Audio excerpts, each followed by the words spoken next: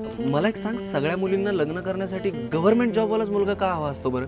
एकतर त्यांना पगार चांगला असतो, जॉबची सिक्युरिटी असते, खूप साऱ्या फॅसिलिटीज पण असतात, भरपूर सुट्ट्या असतात, त्यामुळे फॅमिलीला वेळ देता येतो. एकंदरीत काय, फ्युचर सेफ असतं. पण मग हे सगळं जर एखाद्या मुलाला हवं असेल तर त्याने मग सरकारी नोकरी असणाऱ्या मुलीशी लग्न केलं तर?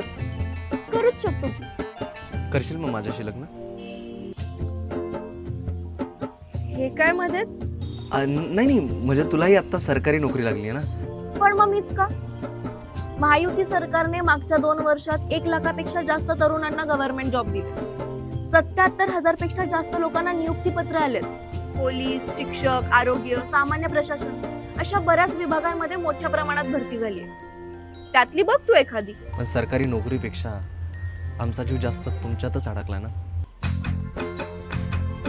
आवडेल मला.